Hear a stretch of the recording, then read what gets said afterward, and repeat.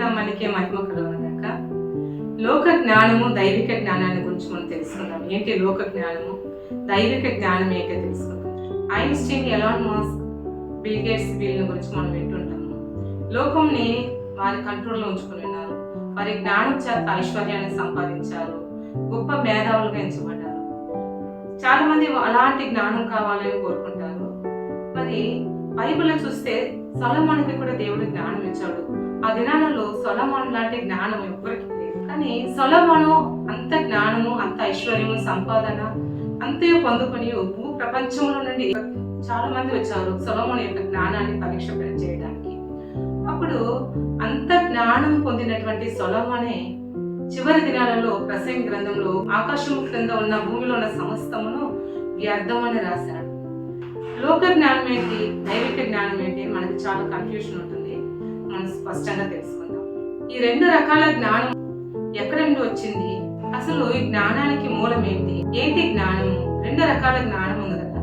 ఈ రెండు రకాల జ్ఞానం ఎక్కడి నుండి వచ్చిందని తెలుసుకుందాం. మొదటిగా ఆదికాండము 2వ అధ్యాయము 9వ వాక్యం మనం ధ్యానించుకున్నట్లయితే, మరియు దేవుడైన యెహోవా చూపునకు రమ్యమైనదియు ఆహారమునకు మంచిదియునైన ప్రతి వృక్షమును, ఆ తోట మధ్యను జీవ వృక్షమును, మంచి చెడ్డల తెలివినిచ్చే వృక్షమును నేల నుండి మొలిపించెను. హల్లెలూయా. దేవుడు నరుని ఆ యొక్క తోటలో ఉంచి సకల విధమైన వృక్షాలను చేశాడు. మంచి చెడ్డల తెలివినిచ్చేటువంటి వృక్షాన్ని కలుగు చేశాడు. ఈ మంచి చెడ్డల తెలివినిచ్చేటువంటి జ్ఞానాన్ని గురించి మనం తెలుసుకుందాం. మొట్టమొదటిగా ఈ జ్ఞానం ఎక్కడి నుండి వచ్చిందంటే, ఏదైనా తోటలో అవ్వాదాం తిన్నటువంటి మంచి చెడ్డల తెలివినిచ్చేటువంటి వృక్షము నుండి ఆ ఫలము యొక్క పోషకాంశమే మనిషి యొక్క జ్ఞానాన్ని రూపొందిస్తుంది. మనిషికి ఎందుకు చెడ్డ బుద్ధి వచ్చింది, మనిషికి ఎందుకు మంచి బుద్ధి వచ్చిందంటే, లోబడట వల్ల వచ్చేది మంచి యొక్క మనస్సాక్షి, మంచి జ్ఞానము. తిరుగుబాటు చేసినందువల్ల వచ్చింది అజ్ఞానము.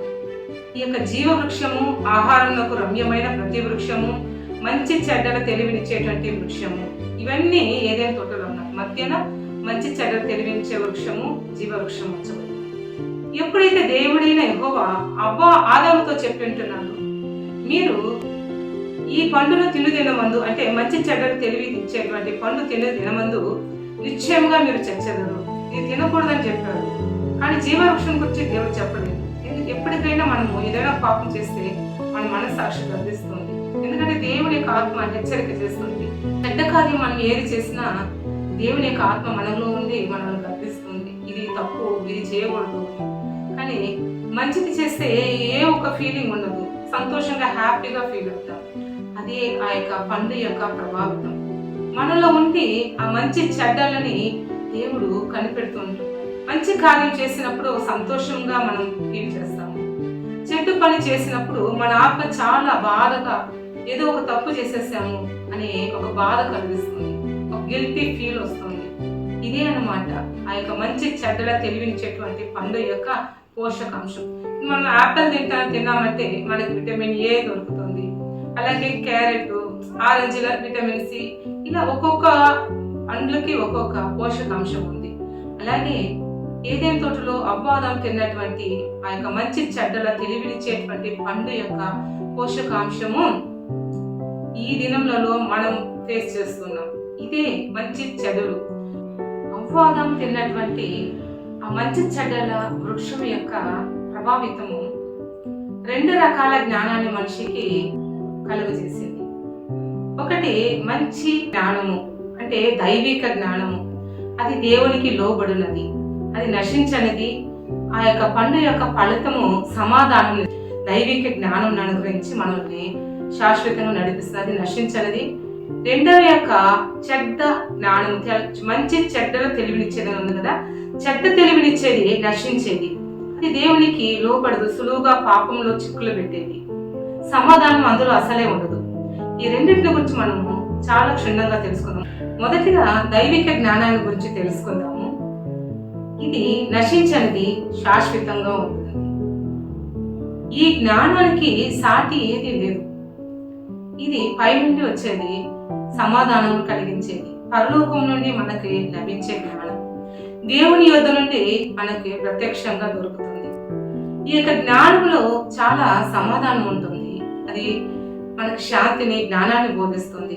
వాక్యం సామెతల గ్రంథంలో చూసుకున్నట్లయితే 8వ అధ్యాయము 21, నన్ను ప్రేమించు వారిని ఆస్తికర్తలుగా చేసేదను. చూడండి, దేవుని మనం ప్రేమించినట్లయితే ఆ యొక్క జ్ఞానం మనల్ని ఆస్తికర్తలుగా చేస్తుంది.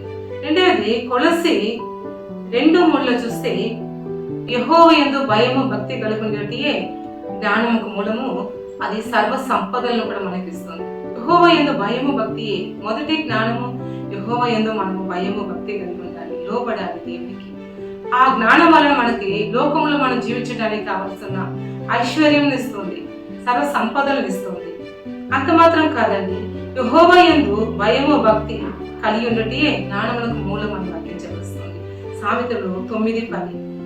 మరి ఒక వాక్యం చూసినట్లయితే సామెతలు 1వ అధ్యాయం 33వ వచనంలో, నా ఉపదేశమును అంగీకరించేవాడు సురక్షితముగా నివసించును. చూడండి ఎంత చక్కగా వాక్యం చదువుతుంది. దేవుని యొక్క ఆయన ఏదో భయము భక్తిగా మనం కలిగి ఉండటం చేత మనం సురక్షితంగా నివసిస్తామంట. ఆయన ఉపదేశం మనకి ఇస్తాడు. మరి కీర్తనలో 32:8 వాక్యం చదివిస్తుంది, అంటే నీకు ఉపదేశం చేసేదను, నీవు నడవలసిన మార్గాన్ని నీకు బోధించేదను, నీ మీద దృష్టి ఉంచి నీకు ఆలోచన చెప్పేదను. ఎంత దైవిక జ్ఞానం మనల్ని ఎలా నడిపిస్తుంది, ఈ లోకంలో మనం జీవించడానికి మన సమస్తంలో కలుగజేసి. 2వ జ్ఞానం గురించి తెలుసుకున్నాము. అది లోక జ్ఞానం. అది దేవునికి లోబడదు, అందులో సమాధానం లేదు, తిరుగుబాటు చేసేదిగా, బలాత్కారంగా ఉంటుంది. ఆ జ్ఞానము సులువుగా పాపంలో చిక్కులు పెడుతుంది. సామెతలు 1వ అధ్యాయము 29వ వాక్యంలో చదువుకున్నట్లయితే, జ్ఞానము వారికి అసహ్యమాయను, యెహోవా యందు భయభక్తులు కలిగి ఉండుట వారికి ఇష్టం లేకపోయాను. వారికి ఇష్టం లేదు దేవునికి భయము భక్తి కలిగి ఉండాలనేది. వారు దేవునికి లోబడినందువల్ల సాతానులు వారిని చాలా ఈజీగా పాపంలో చిక్కులు పెడతారు. అచేత పాపం చేయించి వారిలో మూర్ఖత, తిరుగుబాటు, క్రూరత్వము, మరి అనేక రకాల బలాత్కార శక్తిని వాడు ఇచ్చి దేవునికి వ్యతిరేకమైన పాపాలు చేయిస్తాడు. ఇటీవలే బలాత్కార శక్తుల గురించి మనం చూసుకుంటాం. Narcissistic disorder.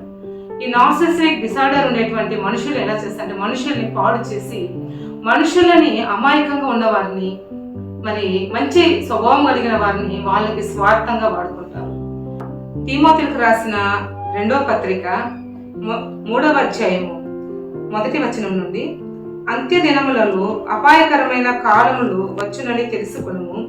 ఎలాగనగా మనుష్యులు స్వార్థప్రియులు, ధనాపేక్షులు, బింకములాడువారు, అహంకారులు, దూషకులు, తల్లిదండ్రులకు అవిధేయులు, కృతజ్ఞత లేనివారు, అపవిత్రులు, అనురాగరహితులు, అతి ద్వేషులు, అహంకారులు, అజితేంద్రియులు, క్రూరులు, సజ్జన ప్రియులు, ద్రోహులు, మూర్ఖులు, గర్వాంధులు, దేవుని కంటే సుఖానుభవమును ఎక్కువగా ప్రేమించువారు, పైకి భక్తి గల వారి వలె ఉండియు దాని శక్తిని ఆశ్రయించని వారునై ఇందురు, ఇట్టి వారికి విముఖుడవై ఉండుము. అంత్య దినాలలో ఇలాంటి స్వభావము మనుషులలో ఉంటుంది. ఇలాంటి స్వభావమే నోవాహు దినాలలో కూడా ఉంది. అందుకే దేవుడు సహించలేక ఆ యొక్క దినాలలో నాశనం చేశాడు మనుషులని. సొదొమ గొమొర్రాలో ఉన్నటువంటి మనుషులకి కూడా ఇలాంటి స్వభావాన్ని దేవుడు అసహించుకొని ఈ పాప విపరీత కారణం వల్ల దేవుడు వారిని నాశనం చేసినట్లుగా మనం చూస్తున్నాం. ఇలాంటి వారికి ఈ అంత్య దినాలలో కూడా ఇలాంటి స్వభావం, నార్సిస్టిక్ డిసార్డర్, ఈ యొక్క మంచి చెడ్డ తెలివినిచ్చేటువంటి పండు యొక్క విపరీత గుణ లక్షణాలు మంచి వారిని అణచివేస్తున్నారు. ఇలాంటి స్వభావం కలిగిన మనుషులు ఆ దినాలలో విస్తరించినప్పుడు దేవుడు నోవాహు దినాలలో మనుషులందరినీ నాశనం చేశారు. సొదొమ గొమొర్రాలో ఇలాంటి స్వభావం కలిగిన మనుషులు విస్తరించినప్పుడు దేవుడు అగ్ని గంధకాలతో ఆ దేశాన్ని, ఆ ప్రాంతాన్ని నాశనం చేశారు. ఇటీవల జెఫ్రీ ఎప్స్టీన్ అనేటువంటి ఒక వ్యక్తిని గురించి మనం అందరము చూసాము. అతను ఇలాంటి స్వభావం కలిగినటువంటి మనిషి. ఇలాంటి స్వభావం కలిగి మనుషులందరినీ అలాంటి పాపములు ఎంత క్రూరంగా చేశాడు మనం చూస్తాము కదా. ఇలాంటి స్వభావం కలిగిన మనుషులు చాలా మంది ఉంటున్నారు. వీరికి అంతం ఉంటుందండి. అందుకే ఇలాంటి వారిని గురించి వాక్యం స్పష్టంగా చెప్తుంది. వీళ్ళు మేము చేసేదంతా చాలా ఈజీగా చేసేస్తున్నాము, మాకు అన్ని మంచి జరుగుతుంది, ఇలాంటి కార్యాలు, ఇలాంటి పాపాలు చేసేది మనుషులని బాధపరచడం, మనుషులని వారికి స్వార్థంగా వాడుకుంటున్నారు, అసహ్యంగా మాట్లాడటం, అహంకారంగా ప్రవర్తించడం, ఇవన్నీ వాళ్ళు సాధిస్తున్నాం అనుకుంటారు. ఇదంతా జ్ఞానం అని, ఇది అధికారం అని అనుకుంటున్నారు. కానీ ఇలాంటి వారికి అంతం వస్తుంది. ప్రకటన గ్రంథము 21వ అధ్యాయము 8వ వాక్యంలో చదువుతుంది, పిరికివారు, అవిశ్వాసులు, అహంకారులు, నరహంతకులు, వ్యభిచారులు, మాంత్రికులు, విగ్రహారాధికులు, అబద్ధికులందరూ అగ్ని గంధకములలో మండు గుండములు పాలు పొందుదురు. ఇది 2వ మరణం. అందుకే ఇలాంటి పాపం చేసిన వారంతా ఈ యొక్క నాశనానికి పొందుకుంటారు.